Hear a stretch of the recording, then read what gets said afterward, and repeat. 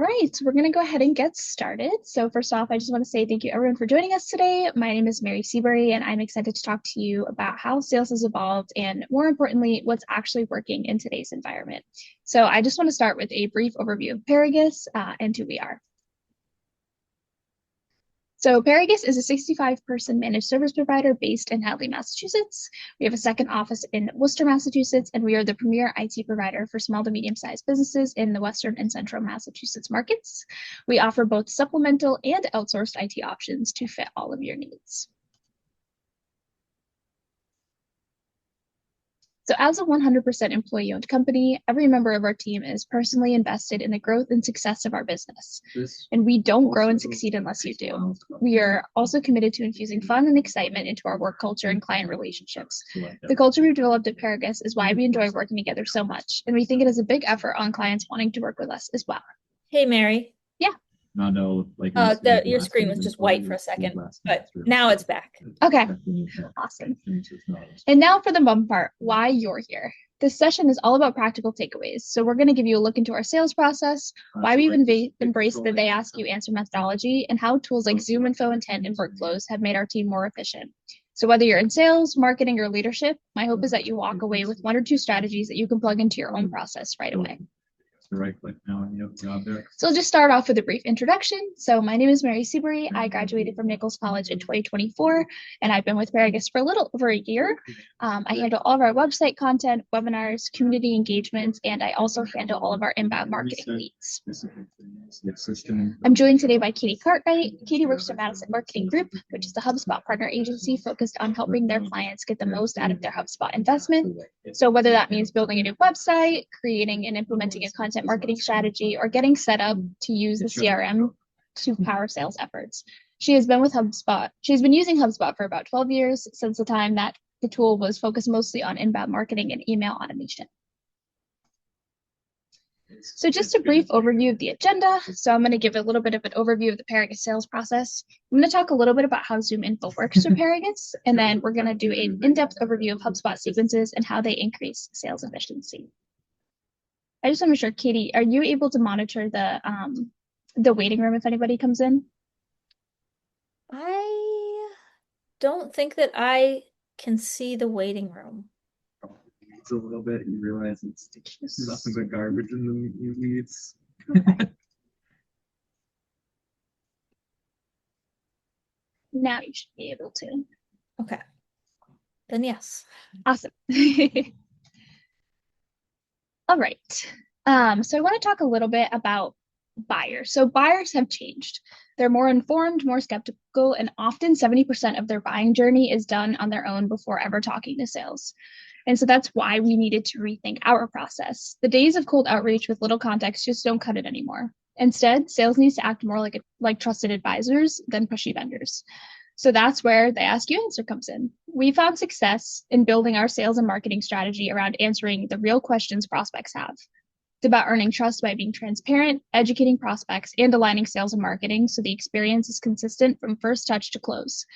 So this methodology helps improve close rates because buyers feel they already know us before they even meet us. So I just want to show a brief video about the Ask You Answer and how it works for us and what it means, because it's going to give you good insight into how we've restructured our sales process.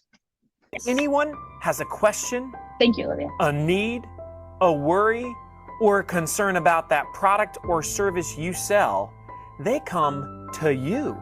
Imagine a world where by the time a potential customer comes to you and talks to someone on your sales team, they feel like they already know you.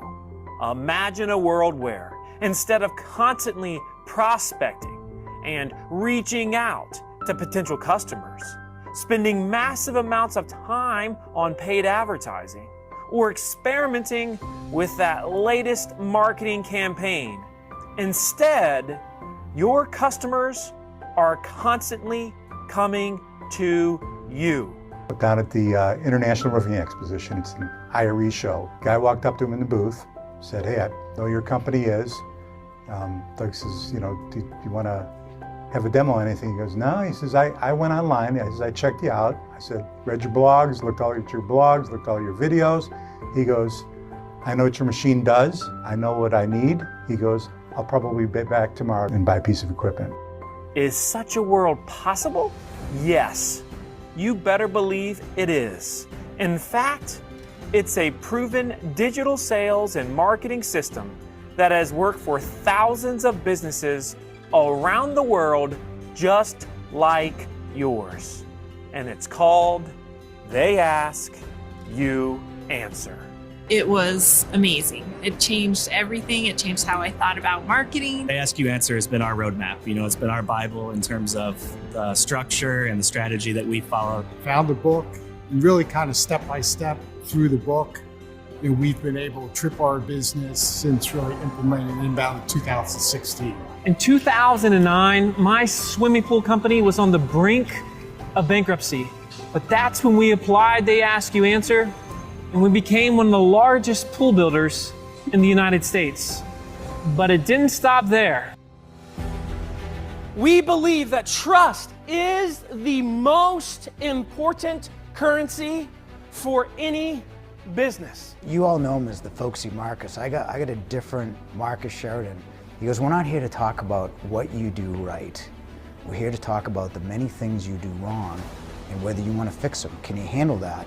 And I think that's like one of the pivotal moments in my career, because half me wanted to actually strangle him. And the other half said, well, he's right. You know, you couldn't argue with the numbers. Now, instead of one store, you're talking about, you know, a third store going online and revenues of 117 million with better margins, because people trust you. They Ask You Answer means you are literally obsessed with the way your buyer thinks. What they ask, what they feel, what they search. And you feel like if they're asking it, thinking it, searching it, that it's your moral obligation to address it on the front end during that 70%. Because you know if you don't address it, who will? Your competitors. And you refuse to allow that to happen.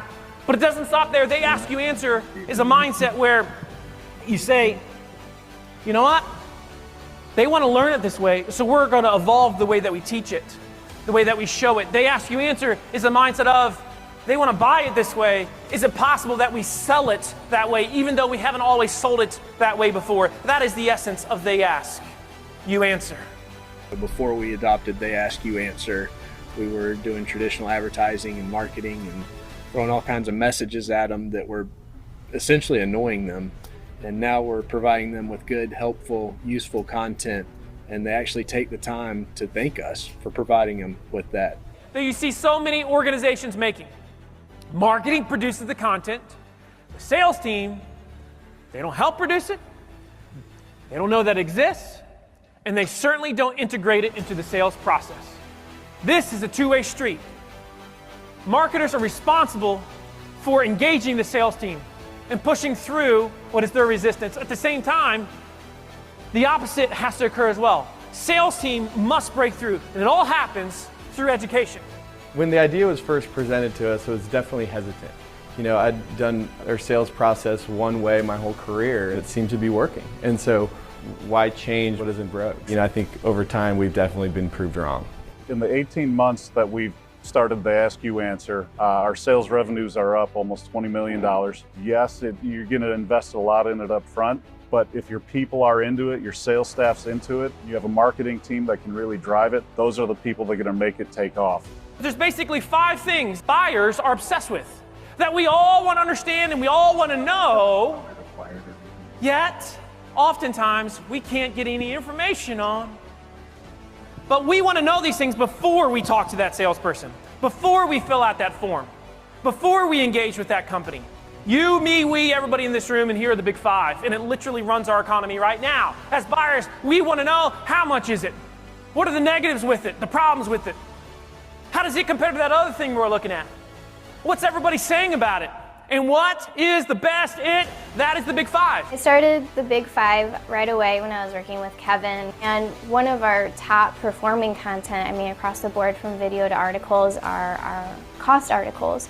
Because we found really quickly that when it comes to commercial roofing, a lot of people didn't want to put those numbers out there. I mean, it's grown exponentially. Like the graphs on HubSpot, like I walk by and I can see our sales support guys looking at it and it's just like goes straight up. Give it to them. Teach them. Because if you don't teach them, who will? your competitors. And that's who they'll learn it from. We always have a choice. They can learn it from you, or they can learn it from your competitor. It is my hope that you will be that voice. We all need to take this vision out to the marketplace, out to our teams, out to the industry. And if we do this, we literally, I don't say this, it's not cliche, I mean it, we are going to change business as we know it. So a little bit of a lengthy video, but I think it's important that Pargus shared. And obviously, as I said, he's kind of the brains behind They Ask You Answer. And this is actually the first book I read pertaining to Paragus, even before I started working here. I read it in college. But I think it's really important to understand that, when we're talking about approaching our sales and marketing processes, having a certain methodology is really important so that you can make sure that you're still on track to do what you want to do. And it's a really big part of our sales process. So I just wanted to give that context. So just diving a little bit deeper into this, I won't talk too much more about it, but I did want to just showcase some of our resources that we have kind of revamped with using this They Ask You Answer methodology. One of them is our FAQ page. This is a page on our website that is extremely robust. Like Marcus was talking about, the biggest part of They Ask You Answer is really driving to understand what your prospects want to know and what information they need answered.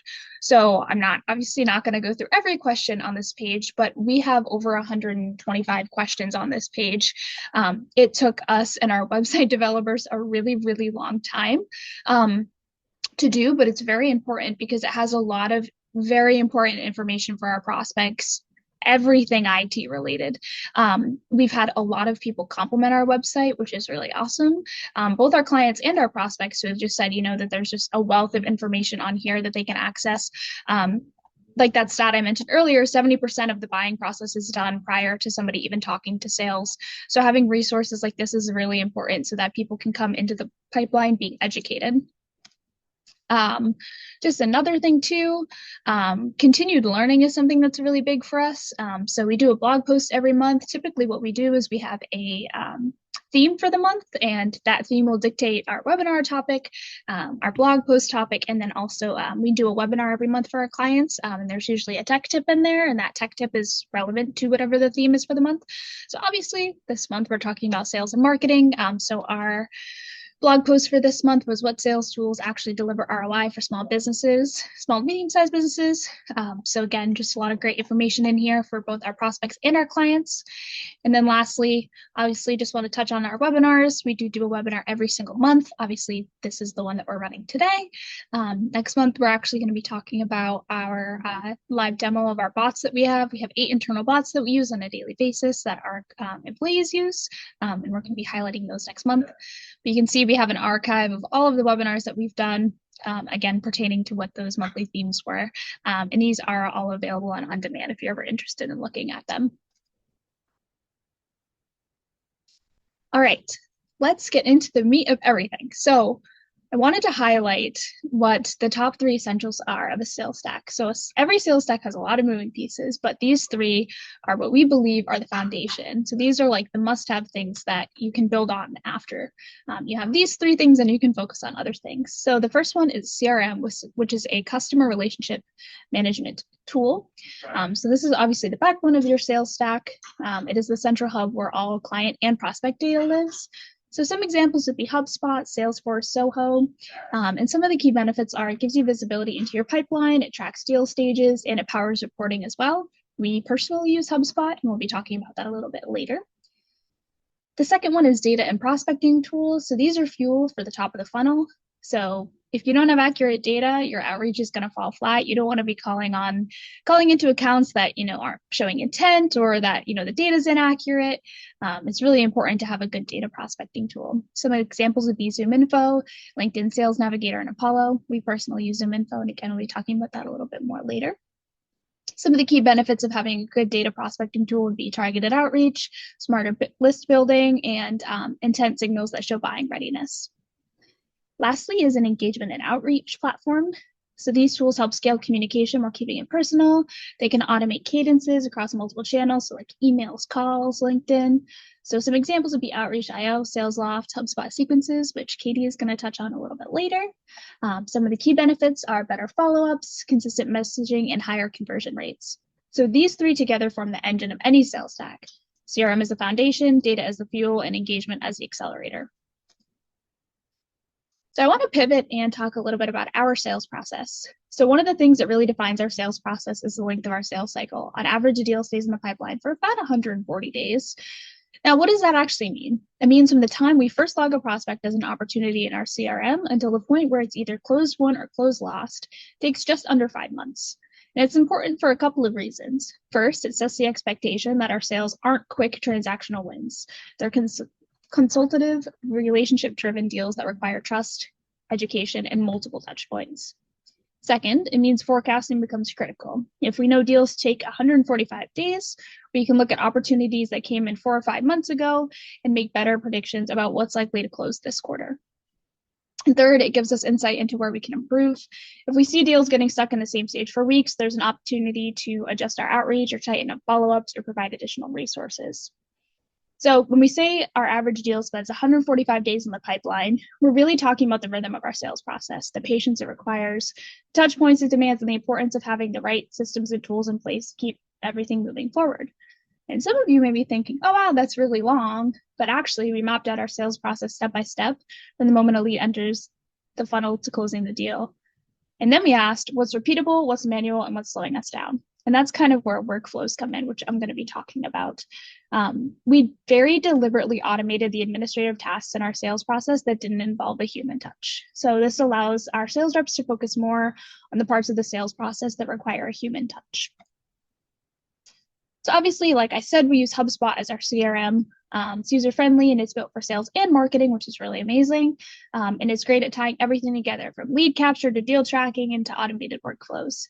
Another common CRM that some of you might be using would be Salesforce. I do just want to jump in and just show a little bit of kind of how we use HubSpot. So one of the really cool features is called playbooks. So this allows our sales reps to run meetings with prospects, collect information about the account, and HubSpot will automatically update relevant properties. This is only visible to our sales team, and it allows them to stay on track while they're in meetings and to make sure that they stay organized. So this specific one that I have pulled up right now is our fully managed fit assessment meeting agenda. So this has all of the questions that we would want our sales reps to be asking our prospects. So what is the status of the search process? What are the other providers they're considering? What is the relationship with the other providers, if any? I won't go through every question here, but this is just really helpful because they can have the meeting on one screen, they can have this template on the other screen, and it just makes sure that, like I said, that they're capturing all the relevant data. HubSpot also does have a feature if you have Sales Enterprise, where these specific fields can actually update properties in HubSpot, which is really helpful. Unfortunately, we don't have that. We have a little bit of a smaller sales team, but this tool is still really, really critical to our sales process, and it's really beneficial. And then I just want to briefly talk about workflows. There's a lot that goes into workflows, so I don't want to get too into the weeds. And certainly, if any of you have any questions, I'll share my contact information at the end, and you can ask me specific questions about this. But workflows essentially, like I said, have just really helped us with our sales process take a lot of the administrative tasks that we have in the sales process and automate them and make them as easy for our sales reps as possible. So I think the easiest thing to do would be for me to just show one. So we have 9 stages in our deal in our deal stages. We have 9. So a prospect goes through 9 deal stages before it gets to either close won or close last. So one of them is a fit assessment meeting. So this up here at the top is just the trigger enrollment. So when a deal reaches fit assessment meeting scheduled, and then the meeting is less than 2 days from now, there will be a task that will be assigned to the sales rep. You can see over in this left-hand box over here. The sales rep will get a task to text the point of contact to confirm the meeting, the attendees, the location. This is really helpful because although it might show up on their calendar that they have a meeting in 2 days, they might forget that they need to text the point of contact. So something like a task is really helpful because all of our sales reps have HubSpot on their computer, and the task triggers to their teams, which is really helpful. So it integrates with that, and they get a notification on Teams that says you have a task due in HubSpot, and then they can go into the task and see, oh, I need to text the POC for the deal that they have that's meeting in 2 days. Another really helpful one that I like to show is we'll do deal enter spam scheduled. So when a deal enters fit assessment meeting scheduled, which I said is one of our stages, the rep that owns the deal gets assigned a bunch of tasks. One of them being draft pricing overview and pricing calculator. So this is where workflows is really critical for us. So we have, like I said, obviously we have a pricing overview and a pricing calculator. Those live in our SharePoint. So the purpose behind this workflow is that instead of the rep having to go and dig through our SharePoint and find the correct document, I've automated it so that they get a task that has the link already embedded into it, which is really helpful because it saves them from time to be like, oh, where am I looking? Where do I find this? And all of that stuff. So it's all in the task for them so that they don't have to go looking anywhere for it. And it tells them exactly what to do. We also have 2 contract types. So we have a co-managed contract and a fully managed contract. Of course, each of those have different pricing calculators because they're very different in pricing. So I've split that up here as well. So like I said, this is just really helpful because it allows the sales rep to stay in that task without having to go and look anywhere else. So just some brief stats. So after revamping our sales process, marketing inbound leads now make up more than a third of our yearly MRR, which is amazing. We also have a lot more informed prospects in our sales pipeline. Again, this is really helpful because prospects coming into the pipeline being more educated helps our sales process move along more swiftly, which is really great. And then I'm just briefly going to show this video about ZoomInfo. But before I do that, I just want to give a little bit of a background into what ZoomInfo is and why it's such a powerful tool in our sales stack. So ZoomInfo is a data and prospecting platform. So you can think of it as an engine that fuels the very top of our funnel. So it gives us access to a huge database of companies and contacts with accurate details like job titles, email addresses, phone numbers, and org charts. Without accurate data, even the best outreach strategy falls apart, and ZoomInfo ensures that we're talking to the right people at the right companies. One of the most valuable features is intent data. So this tells us when a company is actively researching certain topics or solutions online. For example, if a company is reading a lot about cybersecurity or IT support, ZoomInfo picks up on that activity and it will flag it for us. And that means that our team isn't just cold calling, we're prioritizing outreach to companies that are already showing signs that they're in the market. So in other words, intent helps us meet prospects at the exact moment that they're more likely to be interested rather than relying on luck or timing. So like I said, the 3 essentials, CRM, data tools, and engagement, and ZoomInfo is that data piece. So I just wanted to show this brief video. It's shorter than the last one, just Budgets about are how intent shrinking, works. but marketers still need to deliver quality leads. That means running a cost-effective campaign is essential. Thankfully, there's a way to predict and target prospects most likely to bite. Let me show you. In today's example, we're going to create an intent audience to quickly find quality leads and launch an ad campaign for our services. First, we'll use MarketingOS to build an intent audience of our best fit accounts. Then, we'll create an ad campaign targeting our newly created intent audience. To begin building our intent audience, go to the Audiences tab and open up the New Audience menu. Click on the Intent option. Intent is ZoomInfo's predictive business intelligence. It analyzes billions of online activity signals to track what a business is researching. This will allow us to hone in on the accounts and leads that are actively looking for a solution we offer. By only targeting accounts researching our solution, we avoid showing ads to people not in market for our services. Let's begin by setting up our intent topics. For this example, we are going to pretend we are an air cargo company offering lower shipping rates. Click on Intent Filters.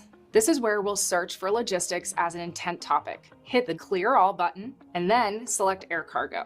After that, we'll move to the advanced filters and adjust our signal score and audience strength. We want this campaign to be highly targeted, So we'll set a high signal score for accounts with large audiences. Now that we have intent topics set up, we can see the accounts we have so far. This is a big number, and we need to narrow this down to ensure we are targeting our best fit accounts. We'll say the ideal customer profile is manufacturing with a minimum of $5 million in revenue that is based out of the United States. We are not going to include headcount or specific technologies. That really narrows things down. We already have a good list of 99 accounts to work with. We are off to a great start. Currently, we have over 1 million leads out of the accounts we have filtered. We need to narrow this down significantly. This list probably has a lot of irrelevant leads that are not a part of the buying committee. We'll do this by filtering for decision makers only. Begin filtering by job title. Decision makers would be director level positions and higher. We also have the option to filter by department. Operations would probably be the best bet here. Next, we'll move down to the lead info filter. Here we can filter by contact info. We'll select mobile phone and business email as must-haves. This ensures sales will be able to follow up with these contacts easily. After that, we have lead accuracy score, which rates how confident ZoomInfo is about the data it's presenting you. We'll adjust our lead accuracy score to about 95. After that, apply your filters. We've now taken our 1 million plus results and narrowed that down to just under 2,000 leads. This is great. Once you're finished, save your intent audience and give it a name. I'll call this air cargo decision makers. Your audience will appear on the audience's dashboard. I'm going to stop it there because it's going to get into some more specific details about doing a marketing campaign, but that's not specifically why I wanted to highlight ZoomInfo. So let me just open it up for you so I can show you a little bit easier. So like I said, ZoomInfo is a data tool. We really use it for intent purposes, which I can show a little bit. So essentially intent is using third-party cookies to kind of track when businesses are looking at certain topics, so Google searches. So our 6 intent topics, because we're a managed service provider, we're an IT company, things that are important to us are cybersecurity, managed service provider, which is what we do, IT outsourcing, network management, network infrastructure, and IT strategy. So these topics, like I said, are the search topics that people are looking for. So we can change these 6 times a quarter, I believe. So I change these fairly often. ZoomInfo integrates with HubSpot, so I can see on HubSpot, you know, when we have deals come in that are from ZoomInfo intent. And then from there, I can see what I have our sales reps enter the topic that the person was searching. So I kind of look at I do it about every month. I'll look at, you know, okay, what deals do we have come in, and then what topics are giving us the best results, and I will keep the ones that are working and I will filter out the ones that haven't gotten any deals. So I change these pretty frequently. But like that video said, you can get a lot from this. So I have what's called a saved intent search. So this is, like she was saying, all of those specific filters. So you can see up here at the top. So I exclude any companies that are in HubSpot already. So I want to be bringing over the fresh companies that are looking for these topics. Then I have all the intent topics listed up here. You know, we typically only work with private companies. I have all the states that we work in, the zip code and radius. You can get very specific. So I do a 50-mile radius of, we have 2 offices, obviously one in Worcester, one in Hadley. So I do a 50-mile radius around each of those zip codes. And then I have all our industries in here. I won't get too specific about industries. There are a few different, SIC codes and NCIS codes that you can use to be more specific about your industries. And ZoomInfo allows you to filter by those, which is really awesome. But just giving you just a brief overview, again, ZoomInfo is a very in-depth platform. If there are any questions, you can certainly follow up with me offline. I don't work for ZoomInfo, but happy to answer any questions anybody might have. But this gives a really high-level overview. Like you can see that this company, which is a law firm, Fish and Richardson, has been searching network management. So the signal score is 100. So this is indicates how big the spike is compared to a company's historical baseline for consuming content. Then you can see the audience strength. So there's 1, 2, 3, 4, 5. So that's a very high audience strength. You can click into this to see more.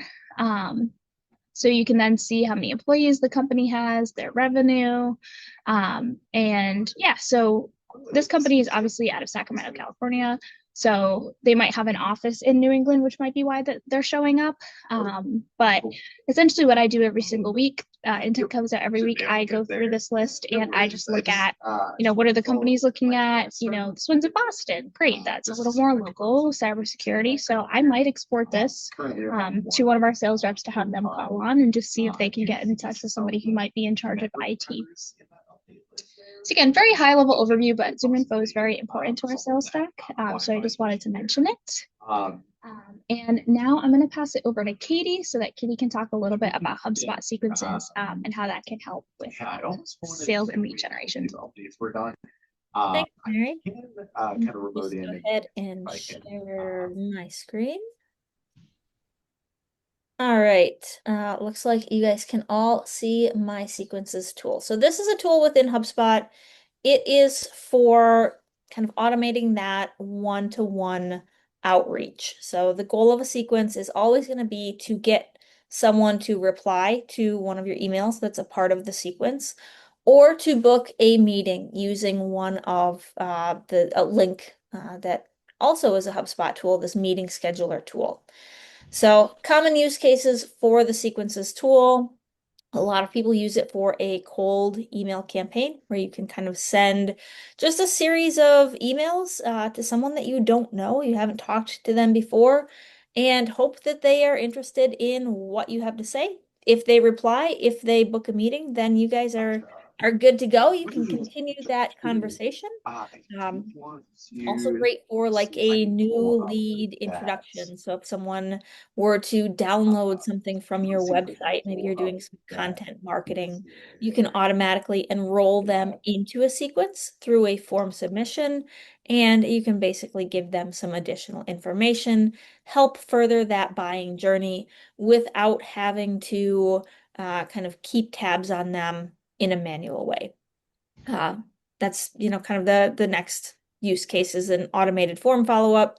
The most common example that I usually recommend to people is like a contact form follow-up. If someone fills out your contact form, they're saying, hey, I want to talk to you. So you can automate it so that it sends them an email and says, thanks for reaching out. We'd love to talk to you. We'd love for you to book some time with us on our calendar. They can click on the link and book a time that works for them.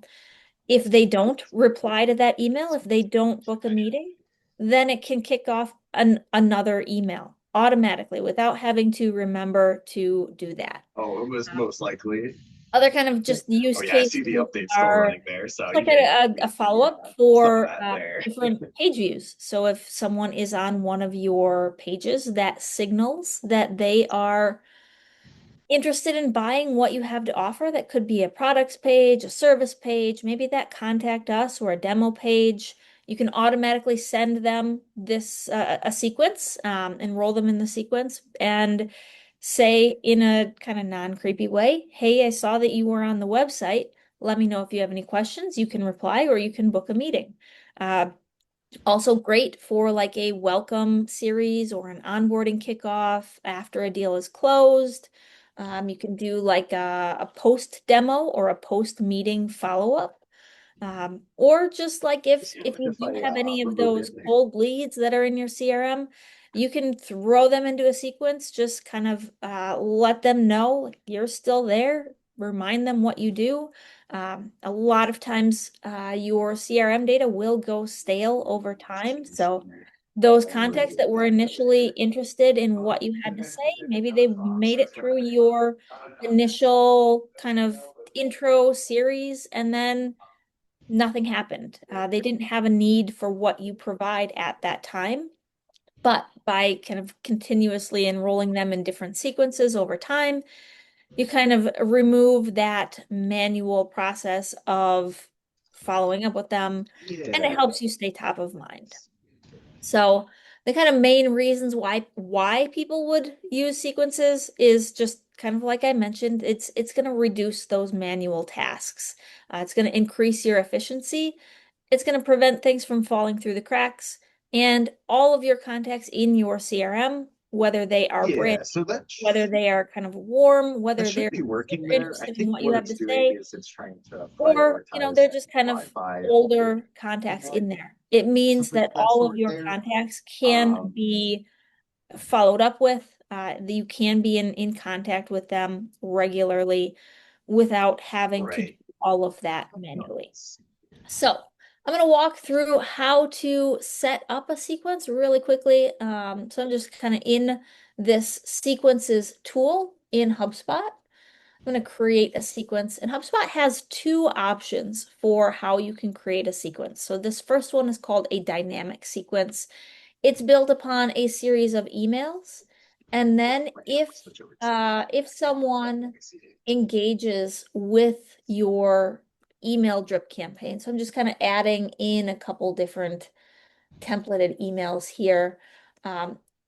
This will kick off a task. So you can set this so that if they're not replying, if they're not booking meetings with you, but they are engaging with those emails either through opens or clicks, and you can set this to whatever you feel is going to be most helpful in tracking that engagement. I like to keep this click count low because if someone's clicking on your email and it's, maybe they haven't heard from you before, that shows a certain level of trust. Most people aren't just going to be clicking on emails they get from someone they don't know. So if they do, whatever you had to say is interesting enough that they want to learn more. And with the opens, I always like to adjust that to be more than the number of emails you're sending here, just because some people open every email even without reading it. If they come back to one of those emails, it suggests that they do actually want to come back and read it. From there, you can create a task. You can create any of these kinds of tasks, basically saying this person is engaged with your emails that you sent, but they're not doing that recommended next step, that reply, that meeting. So maybe try giving them a call or go knock on their door or connect with them on LinkedIn. Find some other way to get in touch with them. The other sequence type is just this linear version. So this doesn't depend on people engaging with your email. You basically set up the different templates, and then from there you can create a task. So this one is really good. Just kind of looking at, let's say like that contact us form follow-up. If someone books with you or, submits your form, they don't book, they don't reply, you send them the email, you send them another email, they still don't book a call, they still don't reply, then you're gonna book a task for yourself to call them. And it doesn't matter if they've opened those emails or if they've clicked on anything. You're going to do that because they haven't booked that call. They haven't replied to your email. I'm going to show you really quickly a sequence that I have. This is a live sequence. So I do a lot of onboarding for people who have purchased HubSpot. HubSpot works with us. We do onboarding on their behalf. So HubSpot gives me a name of someone that I'm supposed to reach out to, and I have this sequence set up. This page is the performance page, so you can really see how well your sequences and your different emails are performing. So you can see here, I've enrolled 29 people in this sequence. The number of meetings booked is almost 60%. The reply rate is 50% there. And then each email, you can see that as you go down, it'll show the performance of how each step is doing. So this first one, I've got a pretty good response rate here. This second one is a little bit, increases the sense of urgency. Like, hey, you guys purchased HubSpot, let's get this thing going.